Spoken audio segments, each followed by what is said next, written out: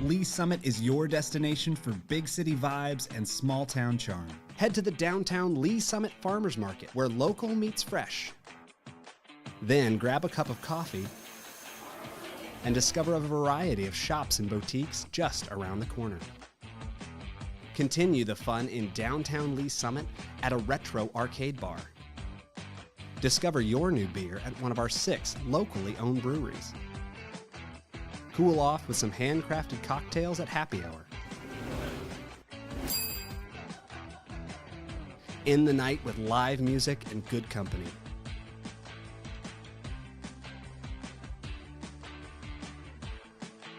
Lee Summit, Missouri.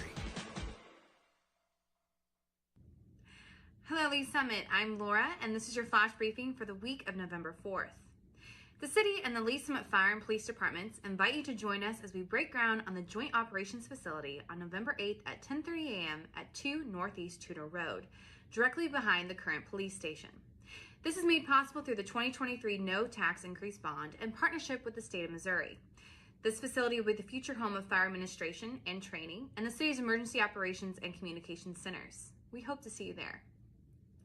Heads up drivers, Southeast 3rd Street between Southeast Douglas Street and Southeast Grand Avenue will close to through traffic today, November 4th, for work associated with the Green Street project. For a map and additional details, visit cityofls.net/closures. The Citizens Leadership Academy is now accepting applications for the 2025 program.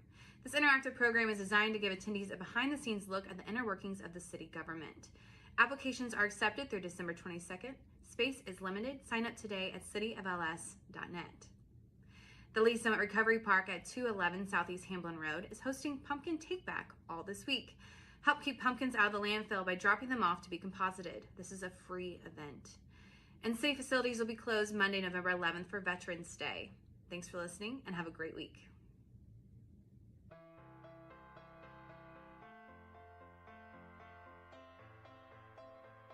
I'm Assistant Chief Jim Eden. And I'm Battalion Chief Ben Hicks. And today we're at Lee Summit Fire Station 3. Fire Station 3 was part of the 2016 No Tax Increase General Obligation Bond for Public Safety Initiatives. The station was built and occupied in August of 2020. Unfortunately, due to the pandemic, we've not been able to give tours or have an actual ribbon cutting. So we want to invite you in today to give you the opportunity to see what goes on within the Lee Summit Fire Department station. Let's go take a tour. This is our admin side of the facility. We use this side mainly for offices. We have a lot of work during the day, whether it's training or doing reports or just generally taking care of the shift that we need to do. At this particular station, Station 3, we do have an assistant chief that works out of here. That person has their own office where they need to manage what's going on throughout the day with the shift and staffing, and as well as running calls out of here. The captain has their own office as well. What the captain does is at this specific station is in charge of both the fire truck that's here as well as the ambulance. And so with all those personnel responsibilities as well as running calls and reports, that's where they work out of. And generally for the rest of the crew, which is somewhere around 5 to 6 individuals, we have rooms to write reports, and we have additional training rooms and other rooms where people can work. Walking into our living area, I think it's important to recognize that we work 48-hour shifts. So in the evenings, after 5 o'clock, after work is done, we may have the opportunity to catch a game or something else as long as we're not running calls. And this gives us the opportunity to do that. When we go into our kitchen, I think this gives you a great reason to know why we go to the grocery store. When you see fire trucks at the grocery store, what we're doing. Well, so for 2 days working for 48 hours, we buy all our meals at the grocery store, and then we come in here and cook. Just like you guys do at home. So everybody has their own fridge on each shift as well as their own pantry, and then we cook those meals here. Going into the sleeping side of things, we've got a couple different things that are significant. We have our own laundry room, which again is important when we're here for 48 hours. The opportunity to wash and clean our clothes and bedding is very important for hygiene. And walking into where our beds are, we keep the kind of sleeping quarters over on one side of the building. It gives us both easy access out to where our fire apparatus are, as well as kind of keeping it a little bit quieter for those people that have been up all night running calls. We have 11 bedrooms here at this station, and the reason we built it with so many bedrooms is we want to give ourselves as a city the opportunity to expand. So if we need to put another apparatus here or numerous other people working at this station, that's already in place as far as infrastructure goes, and we don't need to go back and try to make it bigger or better, and that's really important for us, especially because the old station was so small. Back out on the apparatus floor, we had doors facilitated as many places as possible, so that way when we're sleeping at night and a call comes out, we can make our way out fairly quickly to get out onto the truck if we need to and run a call. On the other side of the station, we kind of have other stuff that we may want to keep separated if we want to. Physical fitness is very important to us as firefighters. So in order to better ourselves and make sure we're as healthy as we can to do this job, we have our own gym facility here that we kind of go throughout the day when we can and get an opportunity to come in and work out. Our goal when we run calls, when we get back to the station after calls, our goal is to get ready to go back as soon as we can to run another call. So we have the opportunity or capability here to fill up our air tanks. You see firefighters wear the big air tanks on their backs, and they use those in a fire. We can come back and fill those up and make sure that we're ready to go again when we're wanting to go run another call. We have our own workshop here. We work on a lot of our tools and making sure that everything's clean and operational, and this gives us the capability to do that, again, to make sure that we have everything we need and we're as capable as we can be running calls throughout the city. Cancer prevention is very important in the fire service right now. Because of that, we have an extractor machine, and what this does is gives us the capability when we come back from a fire, we can put our bunker gear into this machine and get all that really nasty crud off of our gear.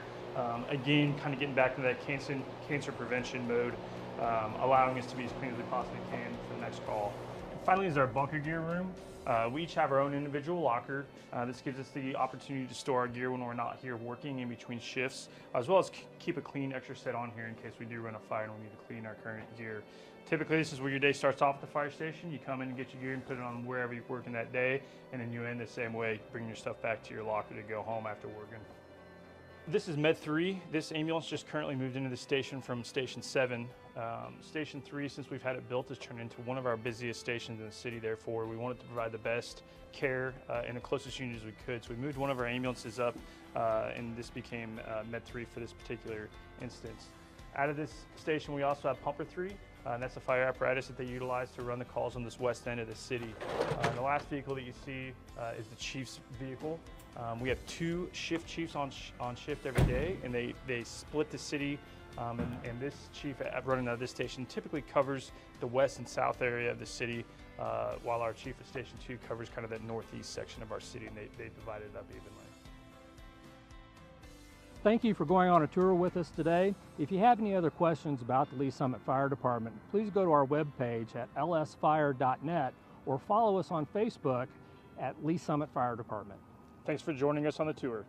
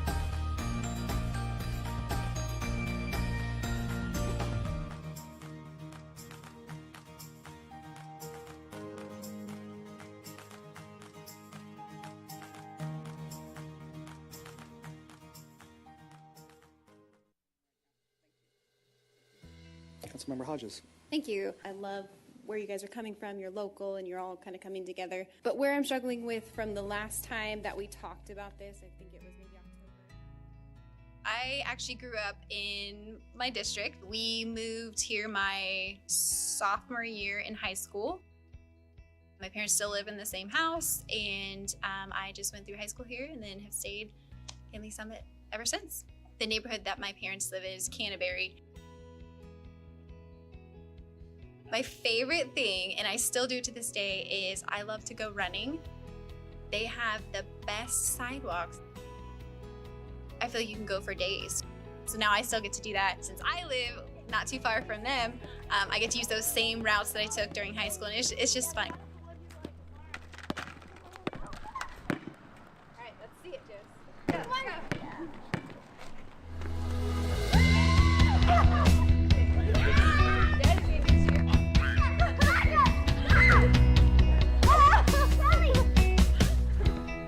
We're a big soccer family.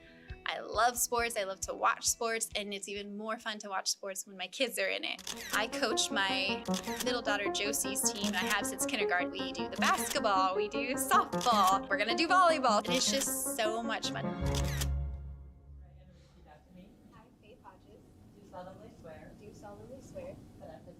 Something that I would like to accomplish while on city council is to get more family activities here.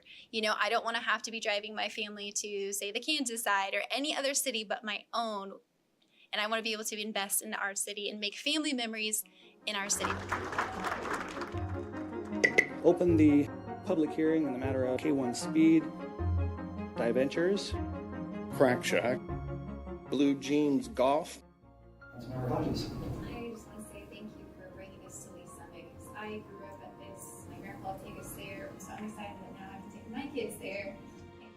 Bill number 23-0, pre-construction services for the downtown Market Plaza project. I'm just as excited as everybody else about the downtown marketplace. I'm extremely excited about the community that it's going to bringing more family things to do to the city and right in the heart of it. When you presented the numbers, the first time you came to us, it was 25.5%, and then a lot of... You know, people were like, oh, you know, being on council, it's not a lot of work, not a lot of... I think it was a bit of a surprise when there's so much info that you realize you just don't know. Even something as simple as sidewalks. It's like you don't realize how much goes into something like that. After a couple months, I'm like, okay, I'm finally, you know, catching the groove of how things work, learning new things, but also feel like I've got some things under my belt as well. It's been a great experience so far.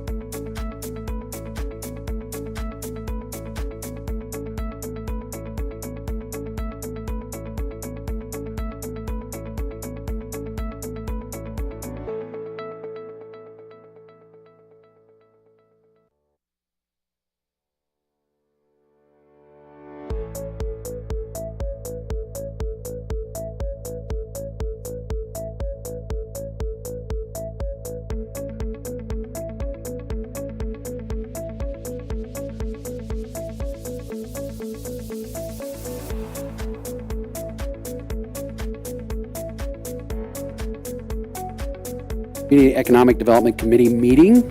And welcome to Mr. Funk, our new representative from Planning Commission.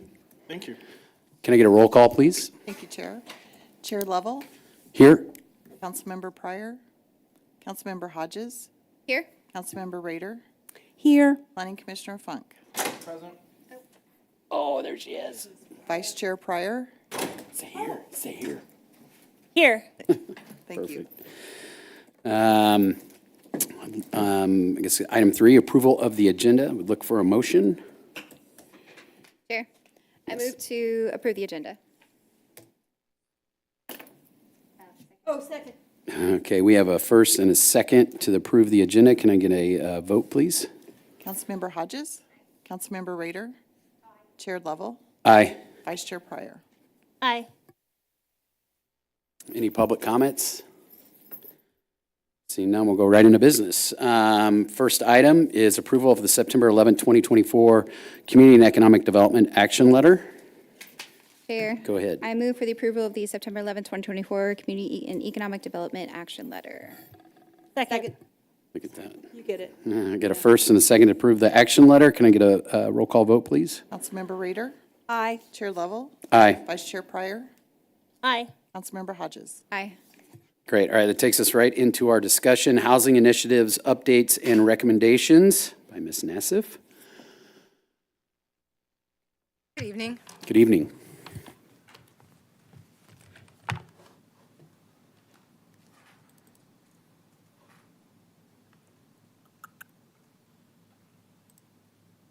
There we go.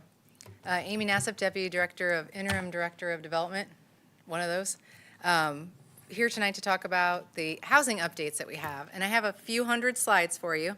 But we felt it was really important, and especially after our discussions recently, of just to provide you with some information of where are we now, so that it's easier and a much better conversation of where do we want to be going, in the future. So a lot of slides. Some of these move kind of fast. I've broken them up into 3 parts, basically. So we have housing data and overview, which is going to be the where are we now, what's our inventory, and what does our state of housing look like. Discussion of our housing initiatives. These are initiatives that we brought forward originally back in February. Things in progress, things we've already done, and then this is also the opportunity asking you all kind of what does that future look like, what would you like us to continue or start working on. And then at one of our more recent CEDC meetings, there were some questions that were asked for some more information on corporate housing and rentals and rental regulations. So we'll wrap that up with those. So part 1 is going to be that data, current conditions, and background information. And how we get started with everything, I think, is really important too, as part of just our facts of how we got here today, is our strategic plan and our comprehensive plan. So you may remember that strong neighborhoods and housing choice is one of the 7 critical success factors in our strategic plan.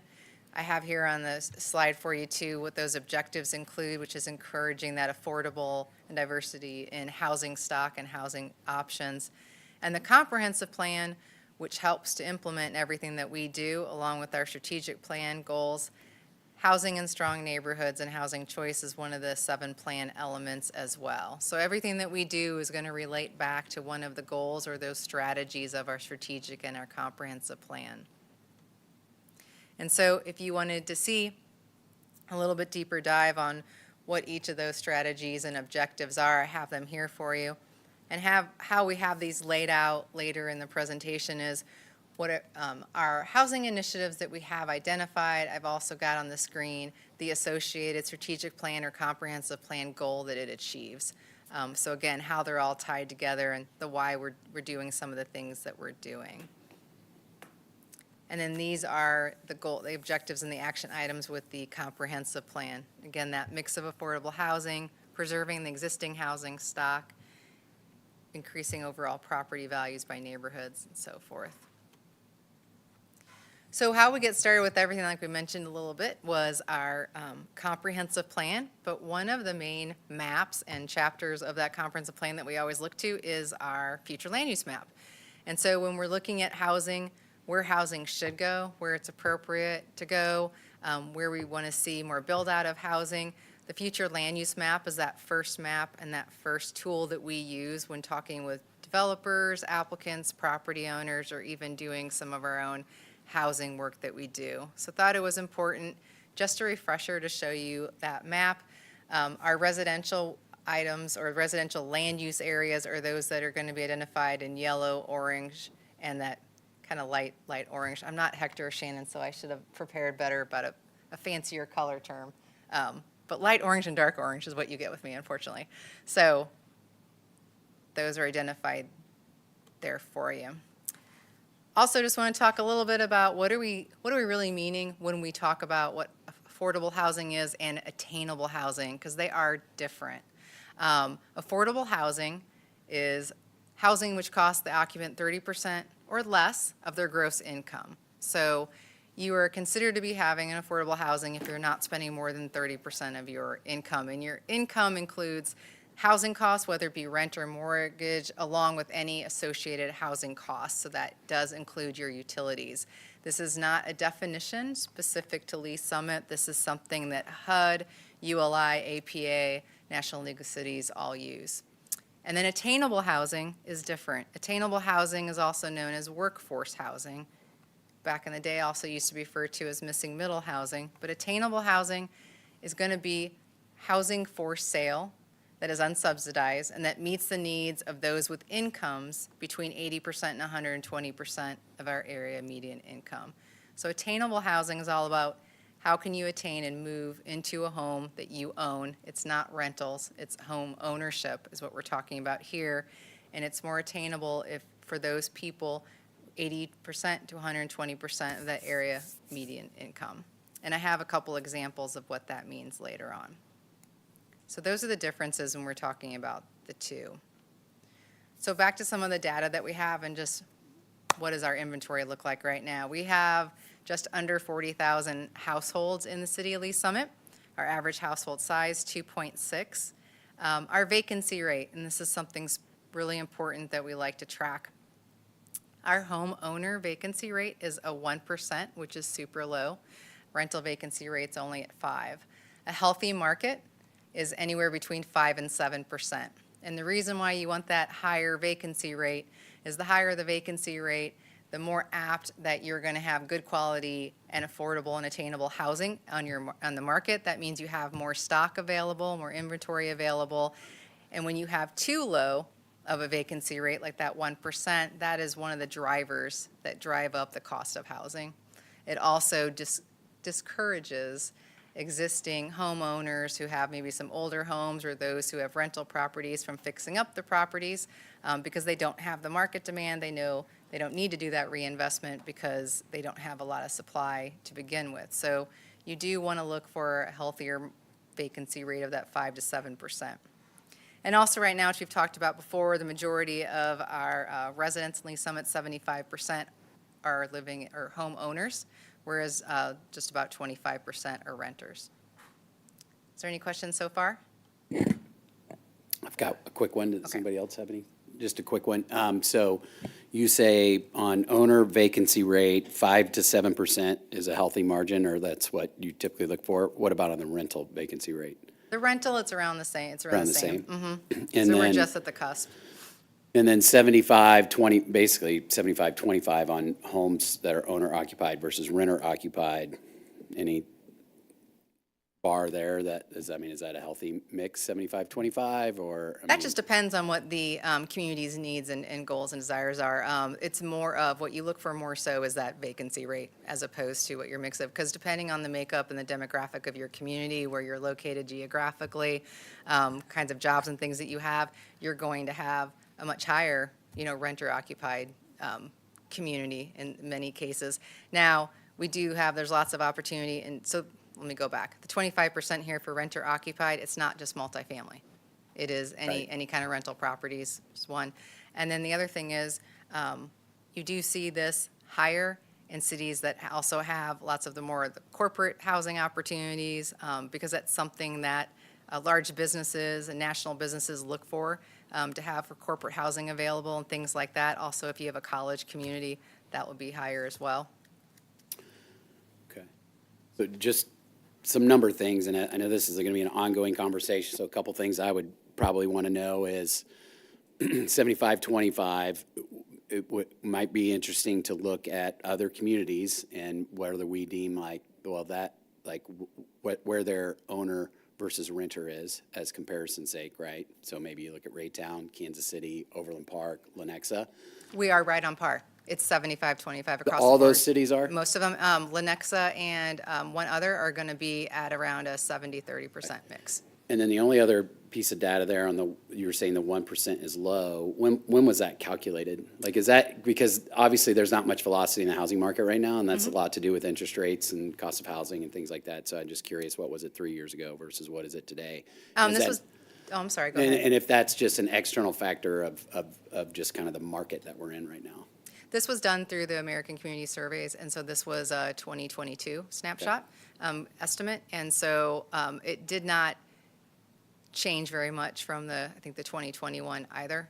And to your point, because there is just such a lack of the housing shortage nationally, that's hitting us very hard as well.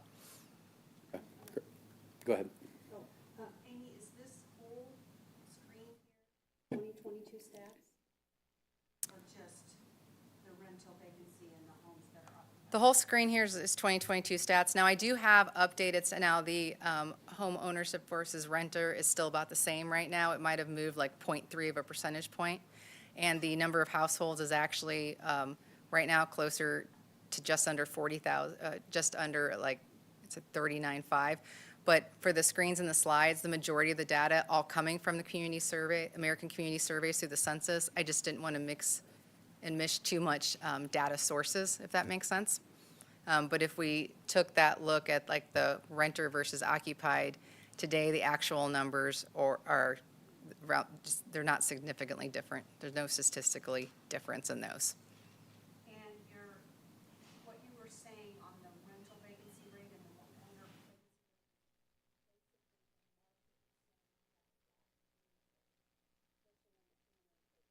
Yes. you have more demand than we have. Is that what you're saying on the rental vacancy rate as well? Yes, we're low in both.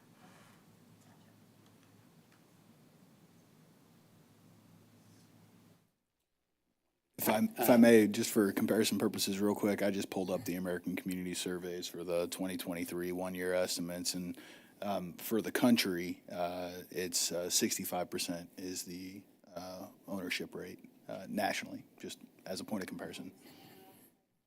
Home ownership. Thanks.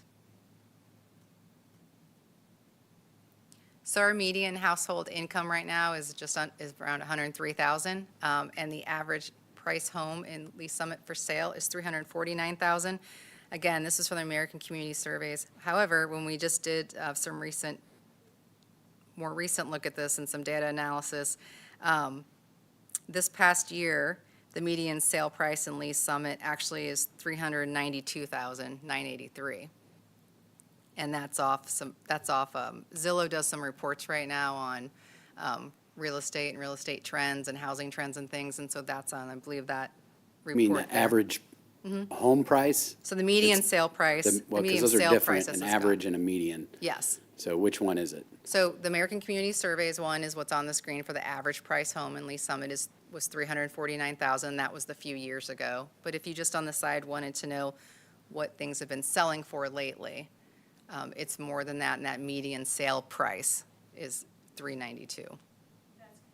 Okay. So hold on. Well, then So forget that I said that part. Well, hold on. Okay. Just so you have two numbers there. You have 291,400 median house valuation. You're looking at the screen. I'm sorry. Right. So so when then you say 349 average home price, are you saying that's now 392 average home price, or you're saying 291 is now 392? Let me go back, because I was going off some notes with some other stuff, so I apologize. Let me go back in time for a second. $349,000 is the average price home sale in Lee Summit. The median house valuation, though, is $291,400, and that includes existing on the market and new construction. That's just the combined. And that is from the community surveys as well from 2022.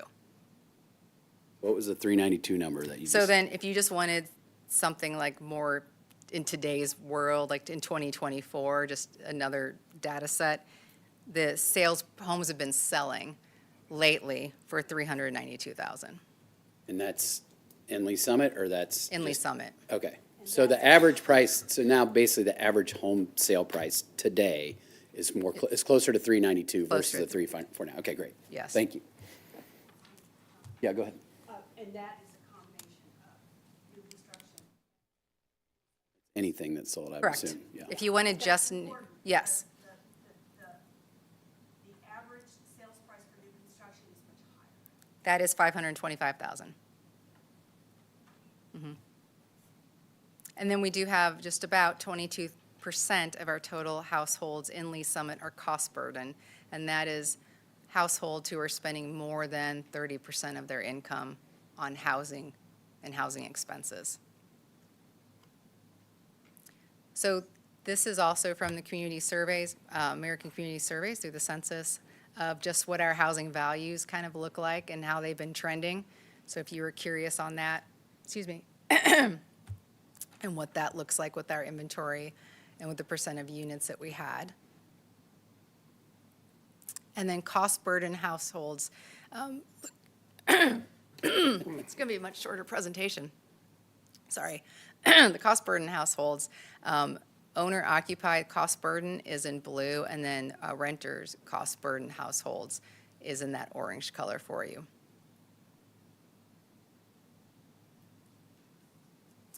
And so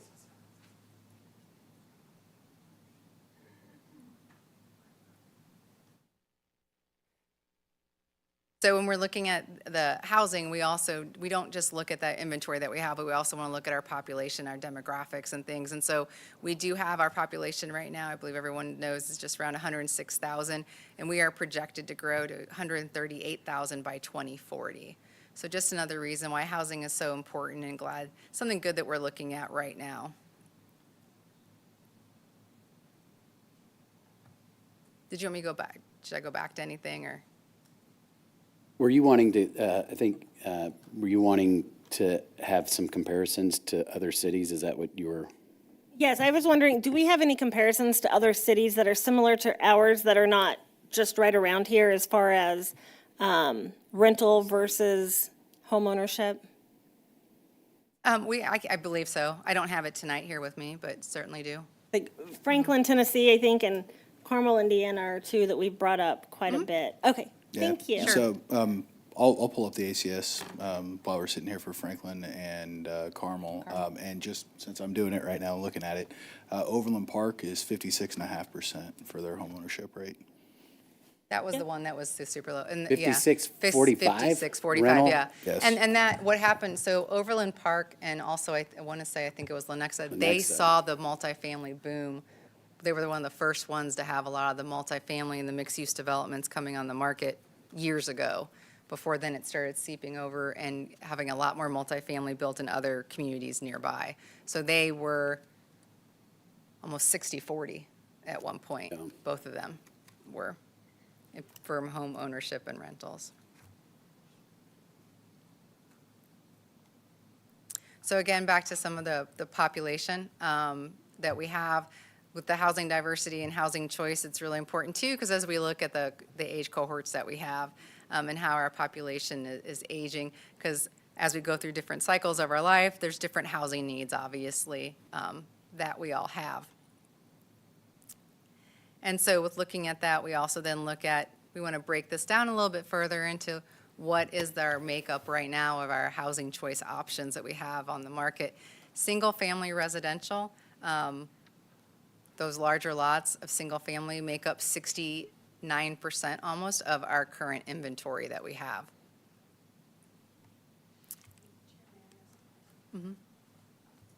Okay, so Amy, how does this compare, this 68.62 to the prior number of 75%? So is that a 22 number and this is a 24 number? No, 75% were home ownership or renters. And so renters were not just in multifamily developments. It could be single-family homes that are for rent. Oh, okay. Corporate so housing. You just took single-family no matter who owned it. Correct. It was 75%. You would add that and. I get it. Yeah, it would come up. Yeah. Mm-hmm.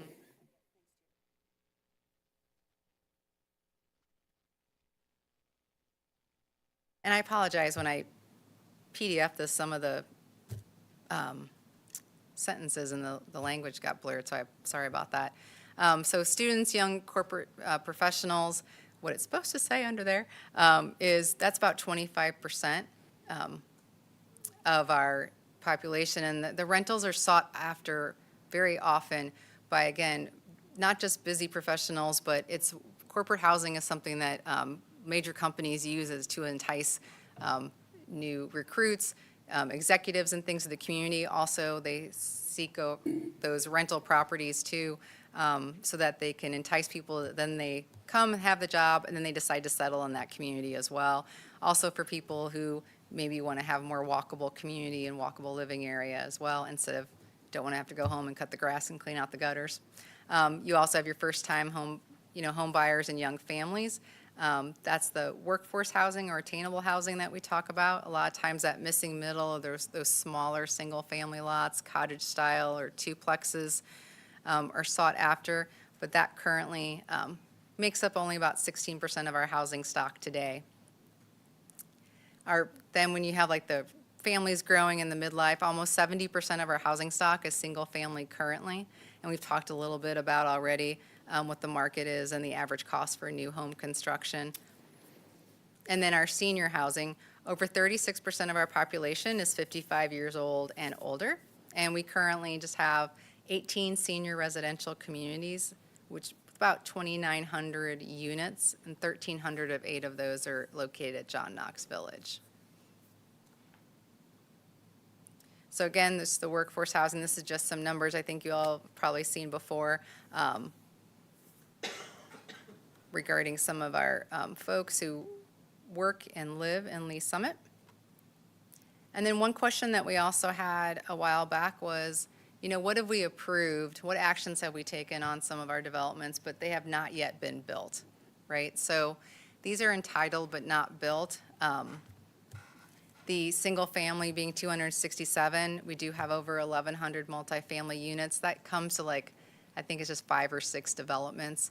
And these are projects that, again, they've had zoning approved and they've platted, but they've not pulled any building permits.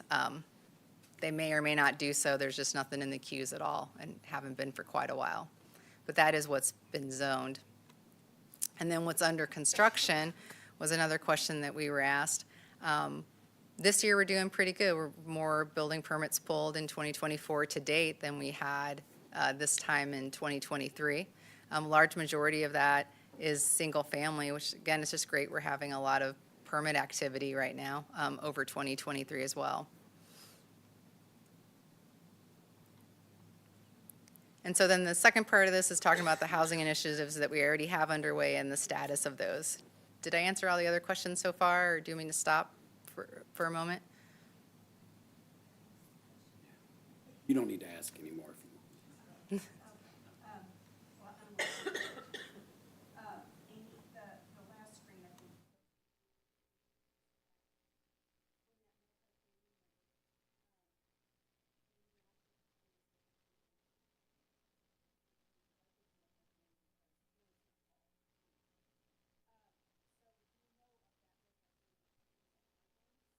Yes. The multifamily number is going to be anything of more than 5 units. So they're going to be. So essentially you have 1,170 units entitled, and platted, but not under construction. Yes, and I don't know, I'm going to ask if Shannon will nod this way or this way. Are any of those senior developments, or was it just all? The multifamily, the 1,170 number, I think all the developments that we had, none of these that haven't been built yet are senior residential. I think just one is. Just one of these is a senior community. Thank you. And I was just curious, because I know we've had a bunch come through, and I know that there's are any of those in jeopardy of falling off because they've gone too long? Isn't there a time period, especially if they had any sort of There's a time period not for zoning entitlement. That does not expire, it runs with the land, but platting, if they have not recorded those plats, then the plans do expire after 2 years. Plats can expire if they haven't platted yet.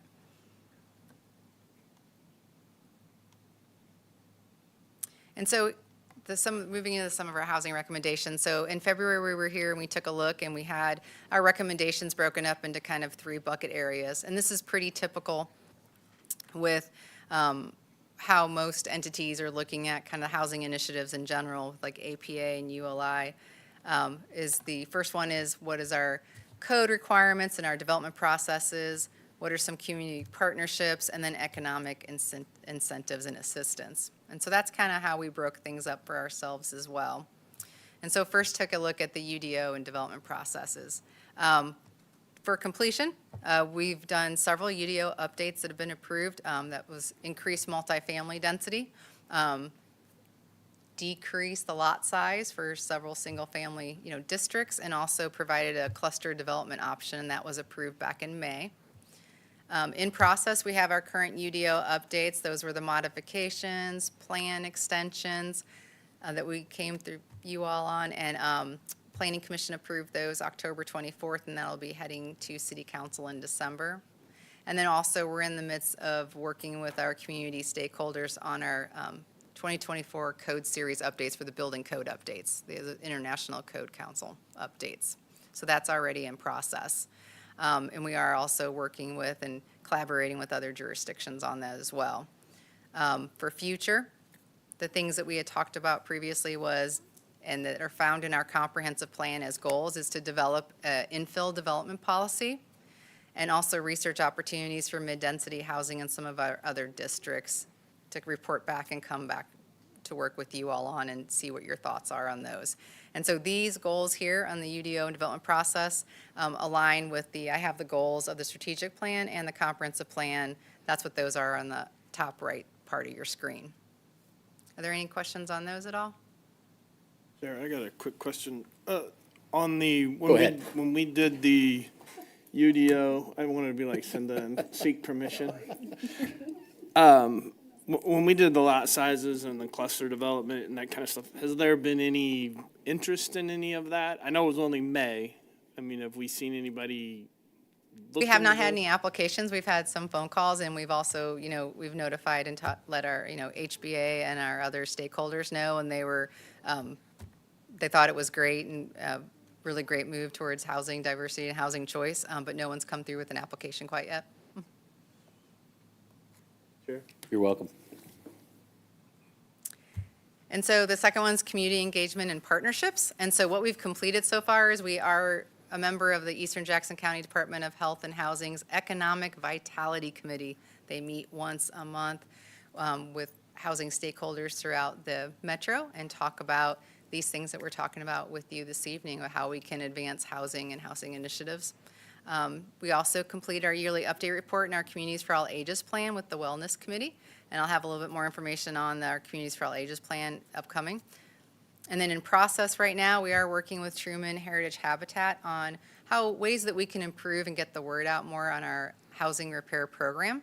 We want to try to increase awareness and also participation. And we also do meet regularly with the HBA to keep that relationship and those strong bonds going, which is always really helpful for development projects and anything future.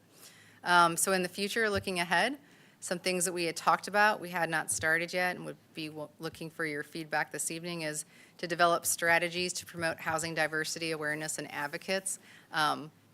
And again, all part of the strategic plan and comp plan goals, and then continue researching for additional housing grant opportunities. There's not a lot of grants out there currently that we would be able to apply for. However, there's more and more housing grants that keep coming up federally all the time and through the Mid-American Regional Council. And so there might be opportunities to help with that education and awareness through those grants. So some of the other things through our Communities for All Ages plan. Communities for All Ages is a mark recognition plan. We currently have our gold status, looking at housing and housing choice and meeting the needs for people of all ages and all abilities so that housing options are available to them. And so we're looking at doing some things with universal design and our development reviews, also continuing our community partnerships and engagements, and again, working closely with Mark and the First Coalition Suburbs if there's any grant opportunities at all to help with retrofitting or universal design of existing homes. And And that kind of goes into our economic incentives and assistance. Some things that we've completed is we finished we do annual monitoring of how we kind of rank and stand in the metro with the permit and application fees. And also have completed, and talk a little bit more about this, some land bank inventory research. So we had talked previously about, do we want to look into and explore a possibility of a land bank or land trust here in Lee Summit? That is something that's getting a lot of attention lately across the nation for opportunities for increasing housing choice. And what the land bank inventory does, it's basically when some land comes available for public entities or for anyone to purchase, that you can have a system of requirements set in place if it's property that the city decided to purchase, that then you have control over who you sell it back to, if they can only purchase it from you if they build a certain type or a certain model of home on it or residence. There's 2 or 3 cities in the metro that have a land trust program. And so that's one of the things for future that we'd be asking if that's something you all would like to see more information on to explore.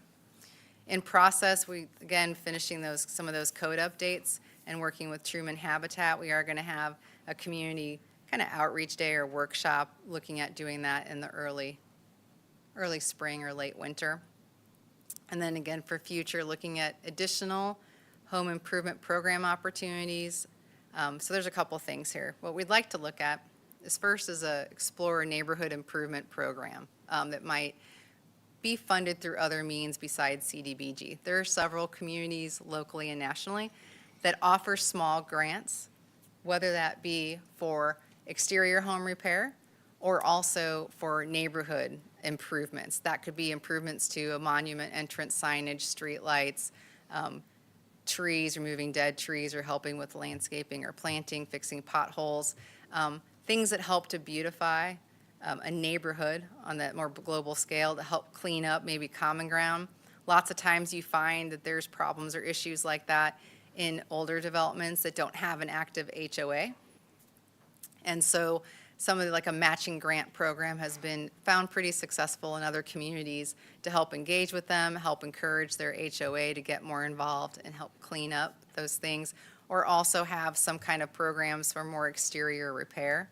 So just something if we want to explore or provide you back some information on what other cities have.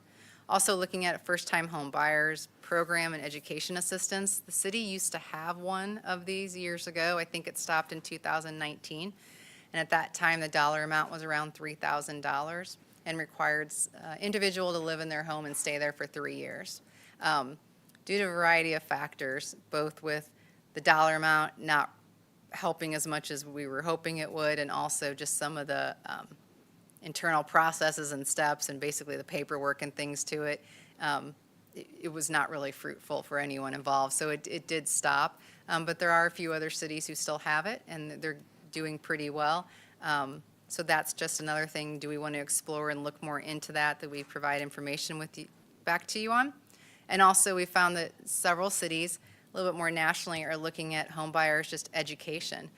So instead of just offering financial assistance or through grants or things, it's also they might do workshops or host a workshop to help people with, learn more about financing and how to save for a new home, or help with bill management, paying bills and things, where you work collectively with some community groups and maybe have folks come in. And then also looking at possible land bank policy opportunities. So those are things, again, we haven't really fully started yet. Wanted to get your feedback and see if any of those are also things that you would want us to explore. Just on those items, what's everybody's general feedback on?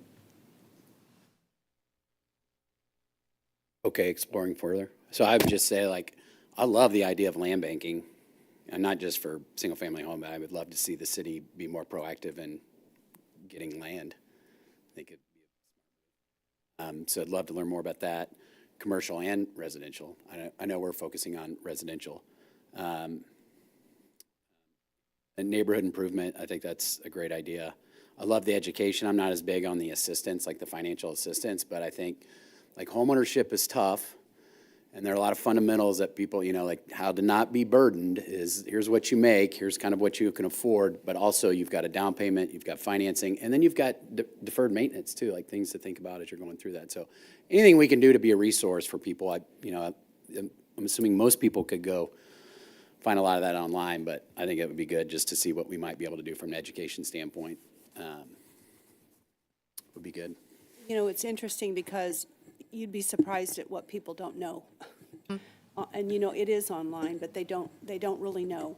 And so we do, as realtors, we assume that people know things because it's online, but they don't. So we talked about this, and I think all the things that you discussed here for the future are all really important, and especially the education part of it, because people just don't know what they don't know. And citywide, I think, and especially if we're going to couple that with an assistance program, which we could educate them and then say, you do this and you get this.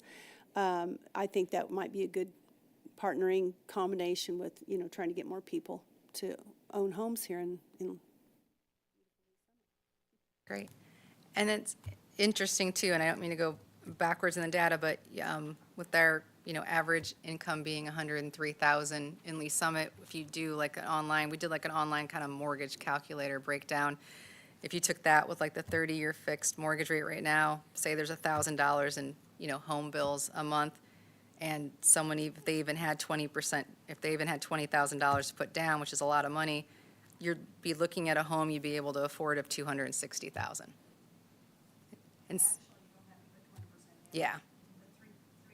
Yeah, but that home is going to be like around $265,000, which is well under what we're seeing on the market. So, like the education, I think is important, Yeah, and it's not always like what you can get financed. It's what you can actually, what you should be. Yeah, like and a lot learn. of times people's like, oh, well, you can get financed for this home.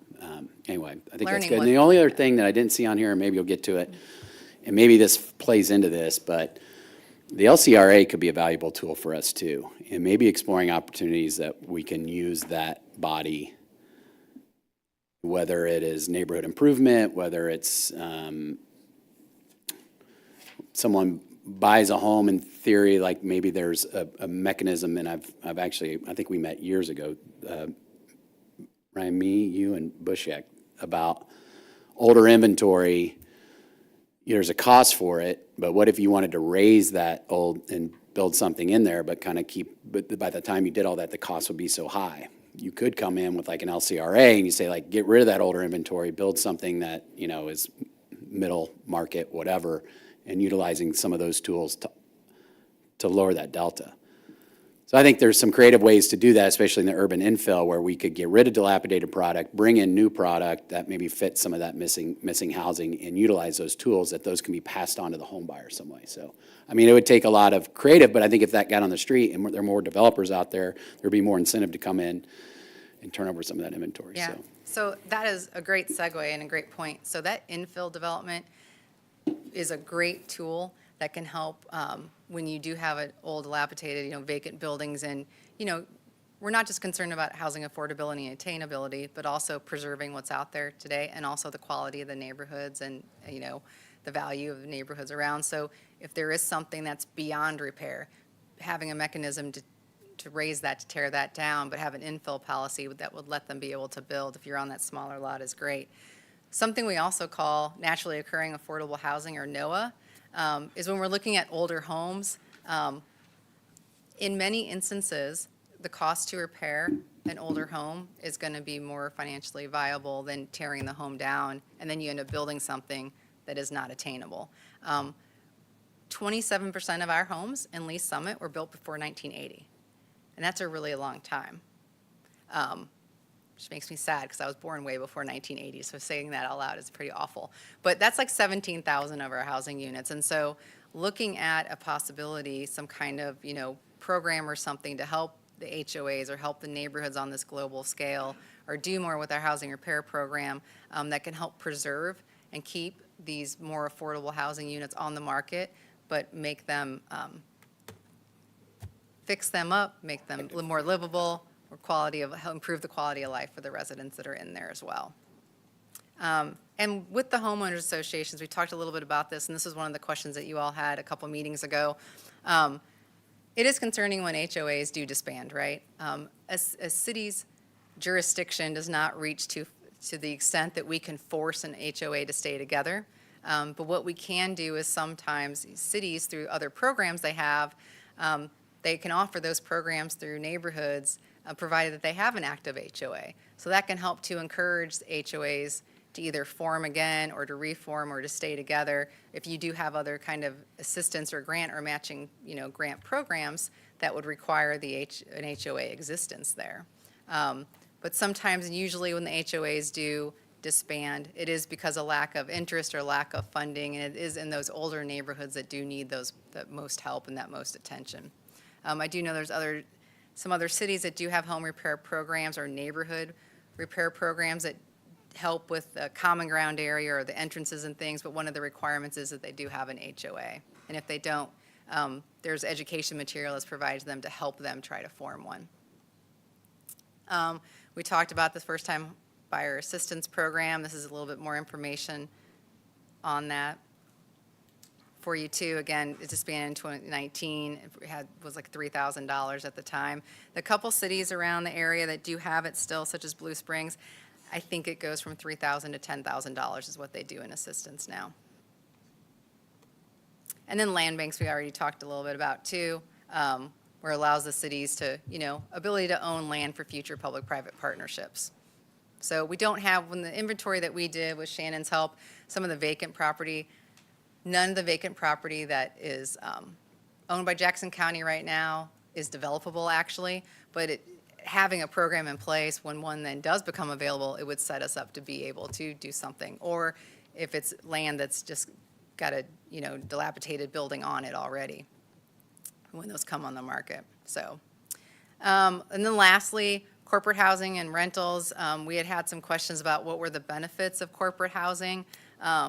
Corporate housing is known for job attraction and for corporations. It not just attracts employees, but it attracts those big businesses to coming to your community as well, especially when you're talking about executives or things on a recruitment level.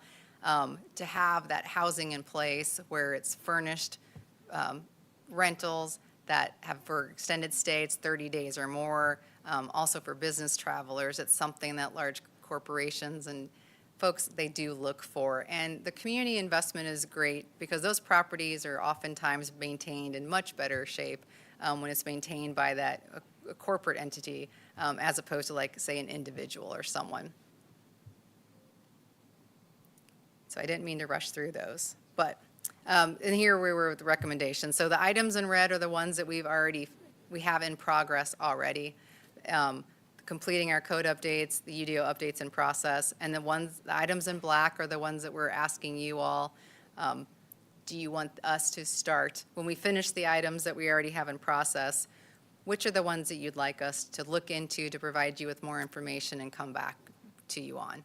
There's the infill development one, reviewing for additional code updates, homebuyer education workshop, neighborhood improvement programs, what other cities are doing, first-time homebuyer programs, and land bank programs are basically the gist of it. And so seeing which ones of those, unless it's all of them, just for more information and more deeper dive on.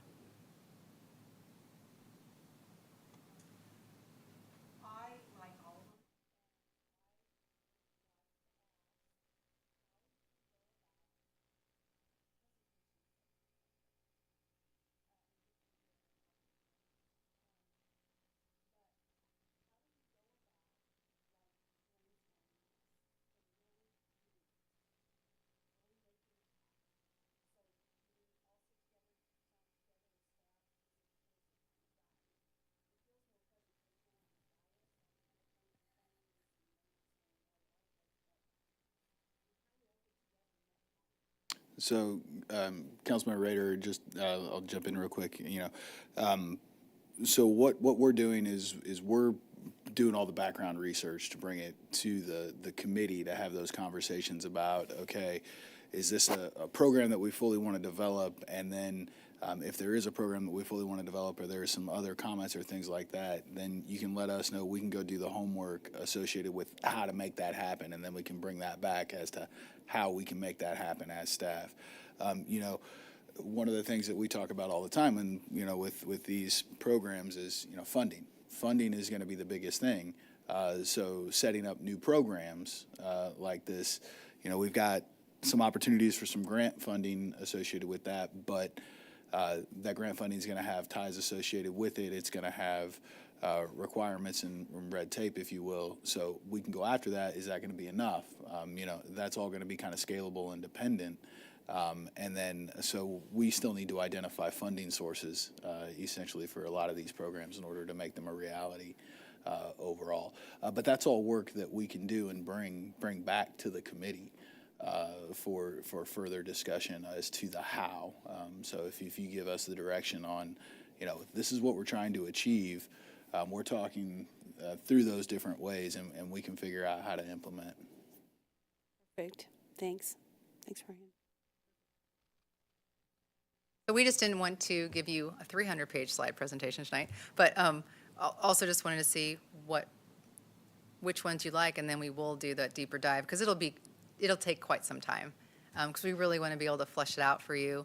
We always like to show what our friends and neighbors locally and nationally are doing, and then also how is it paid for, how is it working, and is it working? You know, what are the pros and cons that they've found? So. Anybody else? Yeah, I think these are all good things to explore. I was thinking on the education thing, maybe teaming up with the school district or something would be great, like where you can start to really help people understand housing, and I think that's where you got to kind of let younger generation see or understand that stuff. But, all right. Great. It's a great presentation. Thank you very much. Thank So you. Not to step too far back, but do the if you'd like, I've got Carmel, Franklin, Overland Park, Lenexa, Independence, and Lee Summit kind of all pulled up. Yeah. From a housing stat perspective, I can come up and kind of walk through a little bit of those. Sure. If it'll allow me to connect. Last time it didn't allow me to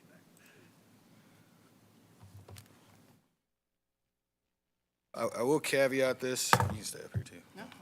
I'll caveat this a little bit with some of these numbers are a little bit different than what we just talked about, but the source, that's all because of the way that the Census Bureau publishes their information and the differences associated with that. And of course, I'm on the wrong side.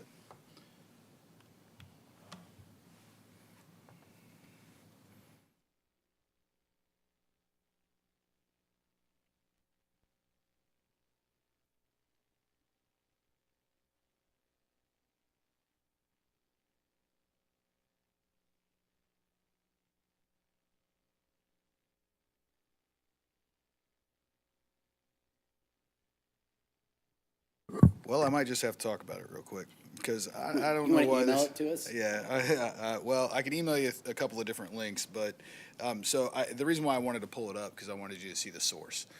So the source is really the American Community Surveys, the United States Census Bureau. That's the source that we're utilizing. They have profiles for different communities that you can go look at. So you can look up really any community that has there, and they'll have a profile that they've put together on that, and they've got a number of different statistics and things about that profile. The reason why I say they're slightly different, because some of the numbers, like for Lee Summit, for example, now this is the 2023 ACS one-year estimates, so there's a whole bunch of stuff associated with that as well. But that's saying that the homeownership rate is 68.7%. That's for Lee Summit. The state of Missouri is 68.8%, for example. And it's also got household incomes and stuff on there that are slightly different. But so for Carmel, Indiana, it's 73.8%, and that's and Indiana has 70.4% for the state as a whole. So the state has a higher rate than Missouri does as a whole. Franklin, Tennessee, that's at 68.1%, and the state of Tennessee is 67.3% as there. Now, when you go to Overland Park, again, Overland Park's 56.5%, and the state of Kansas is at 66.7 overall. And again, these are all 2023 ACS one-year estimates. If you don't mind, would you shoot that link over? Might be fun to play with some of that stuff. It's going to be like 5 different links. But I'll shoot them over to the committee. Then Lenexa is 57.2%. And again, with Kansas. And then I threw Independence in there as well, just as another comparator nearby. They're 64.9%. There's a whole bunch more data that you can look at on there. But again, that's ACS United States Census Bureau data. So there's some caveats to every that, and it changes depending upon the source. So there's always going to be little fluctuations in there because it's really complicated and difficult to actually get a true estimate of all of that. But they are the most reliable, trusted sources that we have. Great, thank you.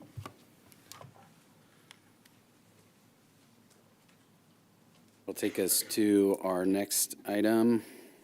Discussion review processes for the city development projects. Mr. McGuire, come on down.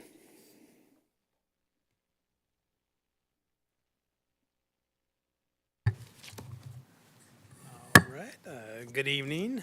Shannon McGuire, Planning Manager. So recently there's been some questions and some concerns regarding policies and the procedures that we as staff undertake regarding city-initiated development projects. So I just kind of wanted to take a moment and have a little conversation with you guys and kind of have an overview of how those processes work and what is required for all developments within the city and not just city-initiated projects. So really, we draw all of our requirements from our Code of Ordinances. Our Code of Ordinances encompasses a lot of different documents from the UDO to the building code. That's where we house all of our requirements for the city as a whole. So this document is a large document, and it really is a collection of all of our laws and regulations. It's not just a collection of that, but it's also kind of a statement of what our community is. It's kind of our stake in the ground of where we want to be. It helps define development in our community moving forward. So it tells us what we value and how we kind of want to move forward and what we want to require and what we want to see throughout the community. It says a lot about how we view our future and where we want to go in the future as well. So taken piece by piece, it really kind of touches on every little aspect of our citizens and our lives.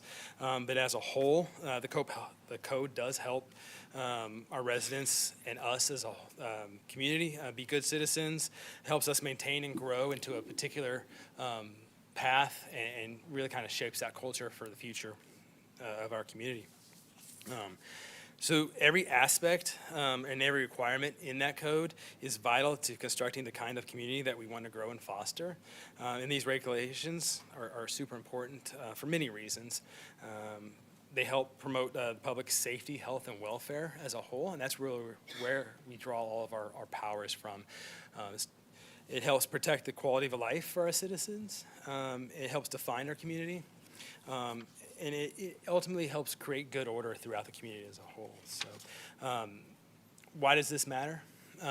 Because historically, the city has required adherence to these codes and ordinances for all projects, not just city-initiated projects and not just private projects as well. We kind of really have applied that code evenly across the board. And this is important. The even application of these laws are important because it helps ensure transparency for what we want and what we want to see and what we require. It ensures that we hold ourselves accountable to the same standards that we hold our citizens accountable to. It ensures, again, consistency across the board. Ensures that all members are treated of our community, the development community, citizens. We treat everybody equally, including ourselves. So. The consistency across the board is one I kind of want to touch on. It's really vital. So we work a lot with developers inside the community as well as local and national developers. So those developers do more than just private or just public. They do both sometimes. So if you take, and a good example would be the farmers market. So we have partnered with a few outside firms on that project. Those firms also do private projects as well. So it'd be difficult to apply one set of standards to a city project as well as, and then a different set of standards to a private project when the, the same contractor or developers. So looking out throughout the community as a whole, this is the same kind of procedures that other cities takes as well. So, I really can answer any questions you have. I know there were some concerns with some projects recently, possibly that we are holding ourselves to the standards. So I know that the questions had come up, so I'm just here to answer any questions you may have.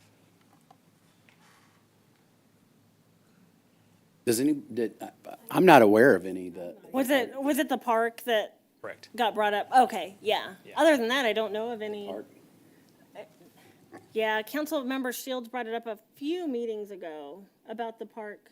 And it was sent back to us. I'm trying to recall what that. I don't know. I don't remember what she Can you just asked, debrief us though. on what it was? So the item was assigned to CEDC by Mayor Pro Tem Lopez after discussion at the City Council regarding the park. I am blanking on the name of the park right now. Grant? Woods Grant? I think Grant like Park? Williams Grant, Williams Grant, yeah. Williams, yeah. It was William Woods. Yeah, Williams Grant Park. In there, they have a structure that they're putting up, and through the process, in order to pull a building permit for the actual structure, there was some additional plating work that needed to occur that had never occurred out on the property, and there ended up being some delays on the surveying side of things that caused some things to get out of sequence. That caused some delays. They were kind of delays that were outside of the Parks Department control as well as outside of Development Services control, and then that kind of put a situation where there was maybe some holes that were dug for a while, and they were anticipating to start construction, but they had challenges with this. With this surveying aspect. And so the question was brought up, should we have to follow the same procedures? Is that the intent as the city organization when, some of the rules and regulations associated with subdivision ordinances are meant to ensure that certain things occur in order to not have a situation where you've got things half-built and things like that. And so that was the request in the discussion. I'll say from staff's perspective, I think our preference is to continue to hold ourselves to the same standards that we hold the development community to. As well, we think there's value and benefit in the process, and making projects better in the long term, as well as ensuring that there's a level playing field. So was the concern maybe was there a safety concern, or was it like it looked kept or something? And so we're saying hey, we're the city, we could have just gone ahead and done this, but our position is we still follow the same guidelines. Yeah. And I think that this particular situation was an unfortunate timing situation. But yes, I believe that was the general gist of. So your position is, hey, we still follow these, and we don't get the luxury of circumventing our development policies as a city, and we want to keep it going that way. And this was there a complaint by the neighbors, or was it No, I think she goes there quite often, and I think there was a safety concern, and it just didn't look good, and I think maybe she'd been hearing from a few people that lived near her and that utilized the park, that just a lot of questions about it, so. Gotcha. Okay. So it was an outlier situation, and in the future, if we had something like that, that would, is there a way to correct that, even though there was some delay? Was there anything we could do that would have rectified that, or at least said, hey, under construction, we've got, something going on here? I think one thing that we could do is that we could look at the UDO language right now is actually kind of pretty restrictive and doesn't really give any sort of flexibility, if you will. We could look at changing that language to still require the process to be followed, but perhaps, I don't want to say given out, but allow a path for unique circumstances to perhaps come to council for an emergency direction. Yeah. So we could look at adding some language to that in case we do have a situation where Well, if you think that would be helpful and it would, give you guys an extra, especially, you'd run in the same situation with a private development, right? If something was going on too, where we've got this kind of going on, we've created this in the UDO now to do something that would circumvent our normal processes, but this is why we're doing it, and we could decide as a council. If you think that's a worthwhile approach that avoids some of those in the future and looks out, to say, like, if we ever ran into this situation again, we actually have some recourse if needed.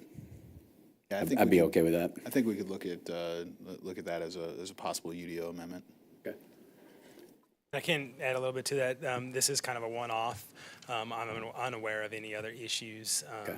Well, I don't want to add a bunch of work to create something that we'll never see this again, but if there was something that was easy fix for you guys, just to give you that ability to come back and for us if we ever run into it again, we have something we can do. When we do run across some similar situation, or even this situation specifically, we worked internally staff, we worked to turn around those accelerated as fast as possible. Okay.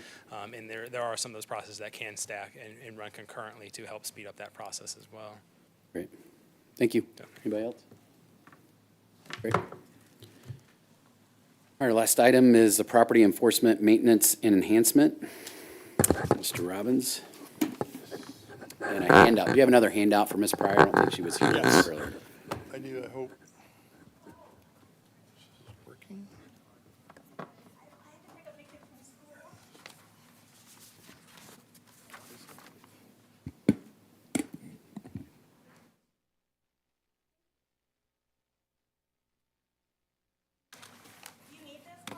Nope, nope.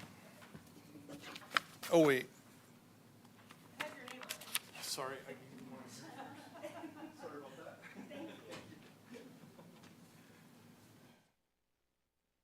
Good evening, I'm Steve Robbins, Assistant Director of Field Services.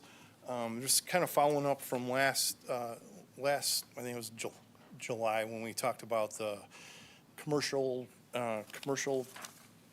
upkeep, commercial landscaping, property enhancement, and enforcement efforts. So we kind of went through, and I know you guys wanted to know what other cities were doing, and so we kind of gave you an outlier with this here. I apologize about this slide. It wasn't like that earlier. I don't know what happened to it.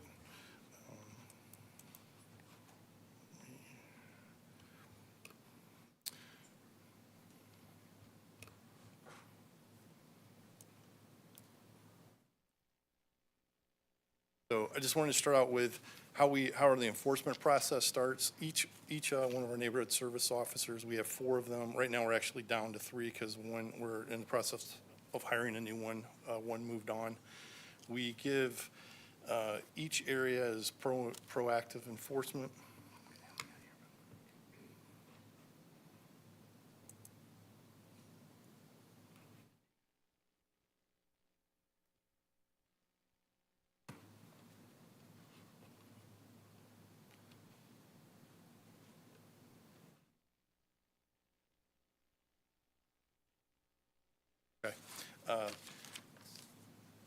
Each area has one officer in it, and we have 4 areas. They do proactive enforcement. If they find a violation, they write that violation up at the time they find it as they go through. We go through each month, and we go through our area every time each month. And when they find it, they write it up, and then they have 10 days to abate it. And the other scenario is when it comes in through C-Click Fix, or when someone may call in and say, hey, there's a potential violation. Then the neighborhood officer has 5 days to get out to that particular code where they think there could be a violation, and then they write it up, and they also have 10 days to abate it. So if the violation is mowing or trash, we give them 10 days, and if it's not done, we call contractor. Contractor either mows it, removes the trash, and then they have a lien and a tax bill put on them to pay for it. Now, in some cases, it could be violation of painting. The paint is chipped on the house, or they have rotted wood. Maybe they have a tree that's dead. In this case, We give them 10 days, and then if they haven't abated it, then we try to work with them as much as we can, collaborate to try to see if they can get this done. And if they're making reasonable progress, we will span that out so they can get it done. Sometimes it could be, maybe it's a financial problem, or sometimes there's a car that's in the driveway that doesn't run. And so try to get them to get it licensed or get the battery fixed or get it running, whatever the case may be. We do try to work with them. If they're not willing to work with us, then we will start the process to go to court. So that's kind of how that part of it goes.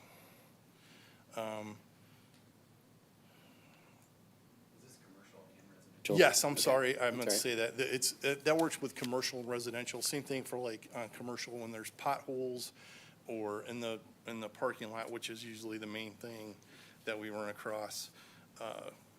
And then to addition to working with the property owners, we try to provide them information on housing repair program, Habitat for Humanity, and other community resources. If, sometimes it's a tough situation. Sometimes you're not sure if you should offer that type of thing up to them or not. Some people, we just try to play it by ear. Are they willing, do they want to hear about this?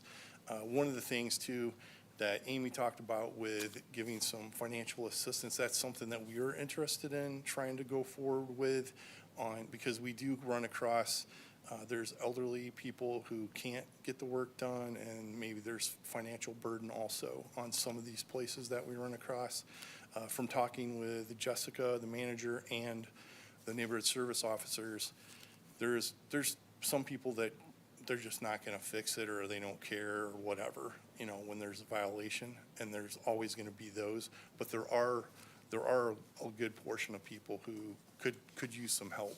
And so we do try to do that, and we would like to go forward with if there's a program that could be developed with some assistance or, an education towards it all. So that's one of the things that we discussed since the last time we talked to you all about that. So like I said earlier, we try to get a plan of abatement with the people who are willing to work with us and give them time to get it done without going to court, unless they're just totally unwilling to do it. And then one of the things with the commercial sites, when we find a problem there, we can work with the staff.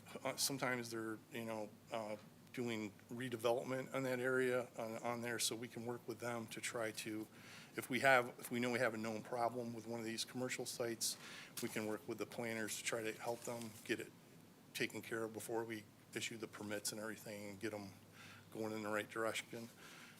Also, this year, so we're proactive February through November as we go around, and we're looking for the violations in our districts. So one of the things we talked about this year was trying to be a little more during those 2 months, December and January, although, sometimes that's bad weather. We're going to try to be a little more proactive on looking for the commercial problems, because I know that was one of the things you guys said you saw several commercial sites that maybe weren't as good. So we're going to try to focus on that and work with a lot of times with the owners of there, the people who are working there, they're not really in charge of it, so they have to go, they may be owned in a different state and then trying to get them to do it. So it takes a lot longer to get it done. We were able to get a couple of parking lots done at CVS this year. It got repaved, especially the one on 3rd Street by 50 Highway there. That one was really bad, and it recently got done. It looks pretty good now.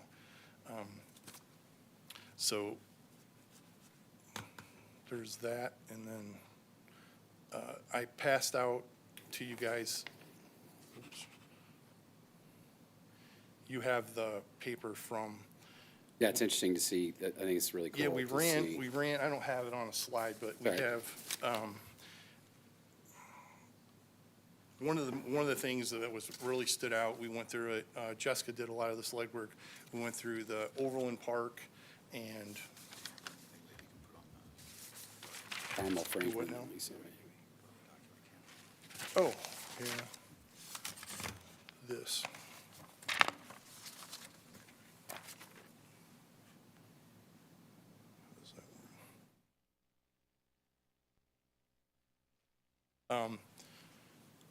So we did the population of Carmel, Franklin, and Lee Summit are very similar. Overland Park is quite a bit bigger. Vegetation and the violation, the heights, Carmel definitely the strictest with 6 inches. Overland Park has 8, Lee Summit 10, and Franklin 12 inches. So Carmel definitely a little bit more on the stricter side, but other than that, we thought, you know, in line pretty much with what everyone else does. And then the exterior wood rot and paint, which I know that's been kind of something that's come up through in the past. Very similar, all the areas, all 4 are very similar when you go through and look at those.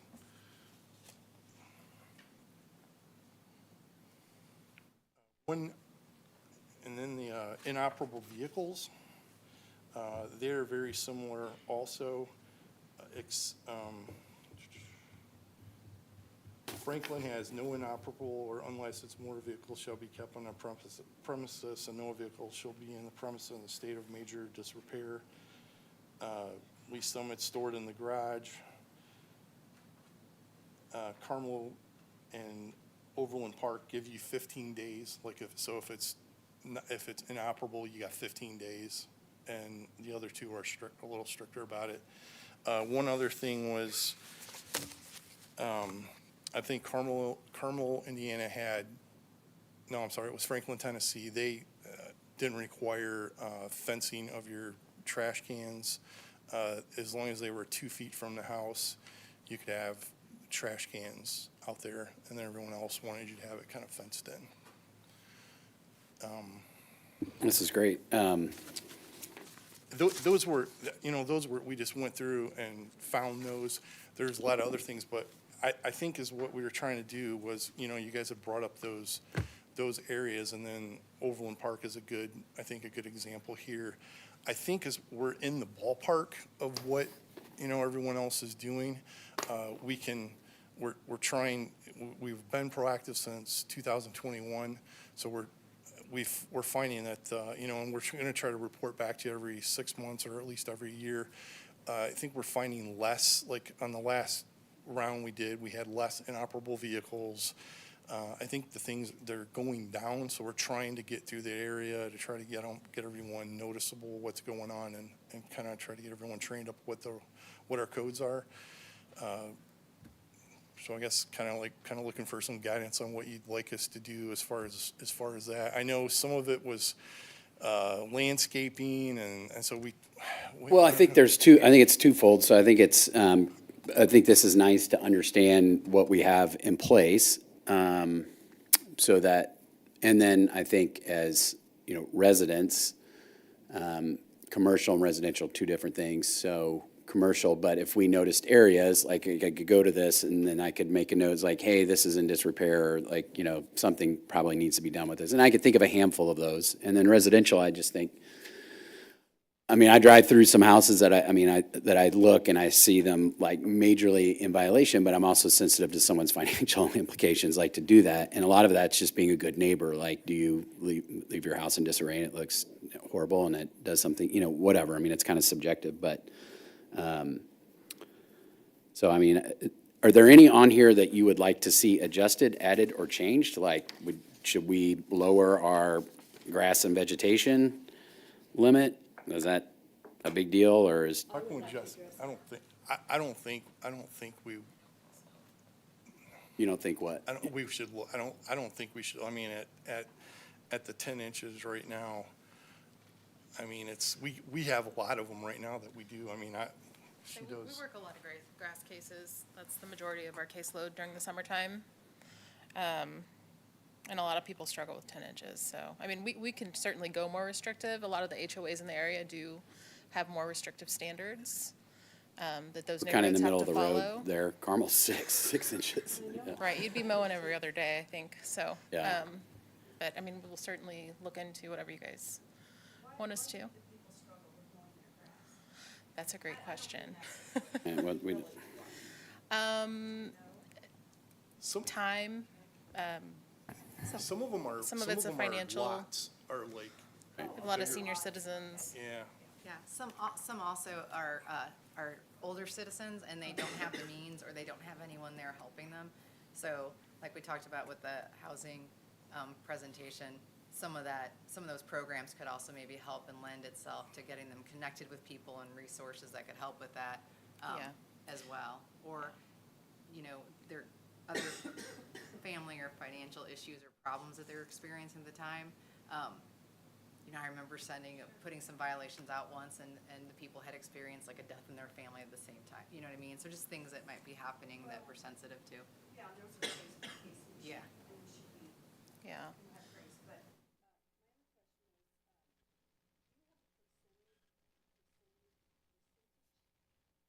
Of repair.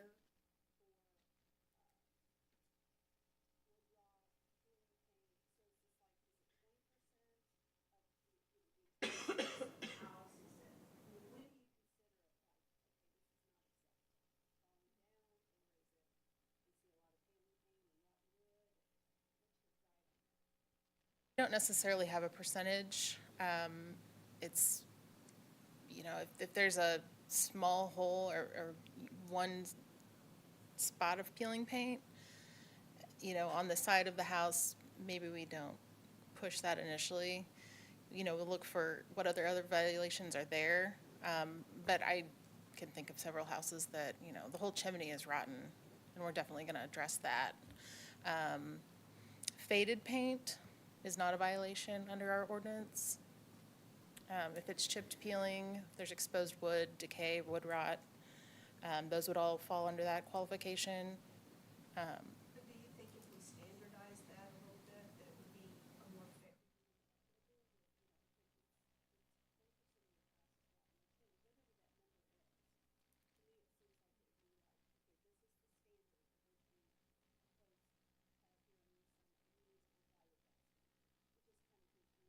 Explore it. I don't know, it may be cost prohibitive for some families, you know, based on the square footage of their house. Mm-hmm. You know, appraisers come out and they see rotten wood and all like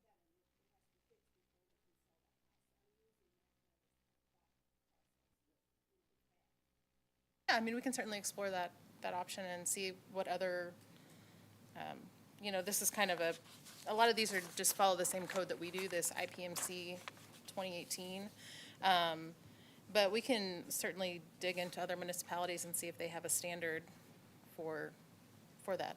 Yeah, I think it's, again, it's tough. I mean, I always think of it as drive by a couple of houses pretty much every day. And you could just, I mean, they would be in total violation of this, but like, do I want to like call and say, gosh, this is terrible. It's a fine line. But I also think part of the discussion was, now commercial development, I think is a little bit different. So I think, you know, I obviously feel like, you know, the owner of the building, unless you're the tenant, it's a triple net lease and you're responsible for maintenance, and it is on you, like depending on what's required there. So I think it's just, you know, awareness of what's out there, like what we could, like, hey, this parking lot is terrible, and maybe you guys could take a look at it and see if there's any plans to repave that or improvement. I think, so we would just reach out, any resident could reach out and make that. Absolutely. And then I think the other thing was, like, as we continue to do developments, so like, let's think of commercial development, especially anything that might have incentives tied to it, or like, you know, it's something that's new, like, there's nothing in here that is helpful with landscaping other than your grass can't be over 10 inches, right? And so, like, if there was something maybe more detailed or, yeah, because if you've got mulch and you've got, you know, like, they could have, like, that CVS by my house, at the flagpole, I mean, it's just like this, it's just weeds, and it's like brick, but it's not over 10 inches. But again, so like if you're a commercial development, like, hey, here's just a moderate, this is a little bit of standard. If you have any sort of mulch, if you have any sort of whatever, like it must be kept up or something. I don't know, something that would give us more ability to say, this needs to be. We can, I mean, we have in the past, like Sherwin-Williams, for instance, CVS, I know we have them redo their landscaping plan. Like the AT&T by Houlihan's, for instance, comes to mind. They chopped down a bunch of bushes that we made them replace in the past couple years. So like if they submitted a landscaping plan, Right. or we've required We them to can put any make sort them of, adhere to it. what do you guys call it? No, when they're adding like shrubs, or what's the term you guys use? I'm not sure. Like when you, screening. Yeah, screening. Yes. Okay. Yeah. Come on, guys. Sorry. But yeah, if those die, But they submit those, and it's like, okay, that's your standard, and it needs to be this, and that's submitted, and then if it ever got out of disarray, it's like, we need you to return this back to what it was when you did it or Correct, something. yes. And we already do have have that that? ability. Oh, Uh-huh. we have that ability? Yeah. Yeah, so every project that has a preliminary development plan has an approved landscape plan associated with it. That's locked in. And so it's locked into that approved landscape plan. So that. Would you that need to really do should be anything on the standard. code side to say that landscape plan, like outside of the 10 inches, needs to be also kept up, or? The landscape plan covers the whole site. Okay. Not just the screening. So the landscape plan would cover the entire site, and so there's minimums and requirements associated with that. I think currently we're working with the CVS on Witch Chapel on their landscaping plan. So, I mean, we do have that ability, and we can be more proactive about that if you'd like. Typically, in the past, when we started proactive, we focused on things that we could get a quick compliance, mowing your grass, taking your trash, things like that. So we can certainly build that in if that's something you guys would like us to look more into. What's that? Build what in? Like more commercial, like landscaping and Yeah, dumpster I mean, I think that's the enclosures, one that's potholes, most things like glaring, that. so like commercial, like, to add how you guys service those areas and check them periodically or whatever, but I know I had two other questions. Faith, you want to go? Yeah, I just have a quick one. So when you were talking about maybe elderly can't afford to maybe repair some of their things or mow their grass, are there actual grants that we can go after to create a healthy program to where we can assist them readily if they need it? I know we have the Habitat for Humanity, but it's income-based. There's quite a bit of red tape sometimes to work through with that. I think we were gonna research some more grant programs or. Yeah, so the CDBG funding that we use right now with Habitat, there are some limitations to it, and one of the things we're realizing is that some of our elderly population, the application process can be a little bit daunting for them. So that's one of the things we're going to be working on, how we can improve that moving forward so that we can help them and we also want to get the word out more to them that this is available out there. But there are some cities who are using other funding sources outside of like CDBG just to help remove some of that red tape and be able to provide more opportunities. And so I think when we come back with what you gave us tonight with guidance on the housing stuff, one of that program will be included some of this stuff as well. Okay, so when somebody goes out to let them know that something needs repaired, they will probably be able to inform them, say, hey, here's a program, but is there a way to make sure, because not all, but some of that age group is maybe not tech savvy, so how, if they can't do an online application, or is there a way to streamline that to where it's easily accessible for people like that? Yeah, that's one of the goals that we Okay, have, and we're that's what I also was- even thinking about setting something up even here so that people can come Okay. here and we'll fill Yeah, out the that's application great. for them, just to Okay. help them with that. Perfect, Yeah. thank you. You're welcome. And I think there are contacts at Habitat that will help you walk you through that process and come on site and help you. So one other thing on that, we mentioned kind of getting the word out a little bit. Community organizations, nonprofit organizations, Boy Scout troops that maybe need a project or something to do, kind of encourage them to reach out. Maybe we might have some ideas on where free labor would be. Free labor, there we go, I like that. To your point on that, is there somewhere on the website, do we currently have something to where we are making organizations like that, like the Boy Scouts or even schools that do community days, Community to where we say, service hey, here's projects that need, and they know Great to idea. contact us because they see what's available, not necessarily addresses, but say, hey, we've got a landscaping project for a group of whatever, so they know there's things available and they can just see that, hey, there is a need and it's constant. I know in the past we've had local churches reach out and see, I'm just offhand, I know there's a house on Ward that had an elderly gentleman. They went out and stained his deck I mean, that's been several years ago, but sometimes they do reach out, but it could also be, like you said, a service project for the Boy Scouts, or, I think I know the there's- school yeah. district won't give credit for community service hours for that. I think there's something here, though, like I think what I'm hearing, and I don't know that we'll get the answers tonight, but maybe something to continue thinking about is like, if you know that there's a resource for them to say, hey, I can't afford this and I can't mow at my yards, and it goes into a list, and then that list is somehow disseminated to Boy Scouts and these other groups. Or even like- something you could share on social media. Well, something right, if so maybe my there's an family, we could go opportunity mow that people somebody's could yard on raise their Saturday hand and vote. proactively versus us go knock on their door and say like, hey, right, but at least, I think there's something there that might be. So we need to explore that further, to see if there's any liability concerns and things like that. Oh, the lawyer back there.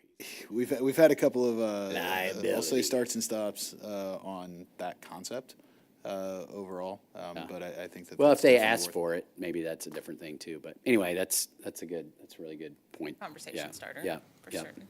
Mia, did you have something? I do. Well, so I know a lot of firefighters, like if they run a call, they will go back to the house after they're off shift and mow or whatever if like somebody's gone into the hospital. But just on their own time, not on city time. But I go through like spurts where I get complaints of like landlords not paying attention to rentals and there being black mold. And I don't remember if I've ever asked, is there a code violation against black mold, like to hold a landlord accountable? Not a code violation against mold. I didn't think so. Because there's not technically a federal standard of safe levels of mold. Every facility is going to have mold. It's just your sensitivity and how much, what kind is it. So we don't have a mold ordinance. However, if there is a complaint that comes in that there is mold, we'll go out and see if there is something we can fix that's causing the mold. If there's This a water particular leak. one was actually in your district, and it was bad. It was all around the window, inside, outside. It was really bad. Yeah, if there's like a leaking window and there's wood rot, Several if there's windows. something like that, we can go out and fix that. If there's a faucet that's, the plumbing's leaking, we can address that. We can usually address the issue, but the Okay. mold itself, they would have to remediate or work with their landlord. We probably get into some sort of renter's rights though too, like, right, between tenant and landlord, and meaning like, wouldn't that be resolved between tenant and landlord? Well, I don't know. The tenant tried telling the landlord, and the landlord was unresponsive, so they contacted me, wondering if the city could step in and do anything. In those instances, we typically would recommend that they go to like a hardware store and get a mold test kit and do their own homework on it. I think this particular person did, and the landlord was still unresponsive, but, okay, yeah, I know, then it's expensive, so. All right, thank you. Yep. Anything else? Thank you, guys. It was great. Appreciate it. One quick addition. You mentioned, people submitting notices, and, things to look into and stuff like that. I just wanted to put a reminder out there for the C-Click Fix app on LS Connect. That's when you utilize that app, it goes into our system. We got to do a little bit of manual work on our end, but it gets it going, and we can take a look at it right there. Is that the same as the LS Connect? Is that the? Yeah, LS Connect. Okay, that's what I thought. Okay, thank you. Thank you. Anything else for Roundtable? Thank you, guys. Appreciate it. I just wanted to mention that I ran into State Representative Mark Alford on Monday, and he said that in February, they are doing a summit, a housing summit here in Kansas City. So that might be something that we can go and learn about, kind of what their attack method is going to be to try to help solve our lack of inventory housing situation. So just bringing that up if anybody's interested. Thank you. Anything else? All right, I will adjourn this meeting at 5:31.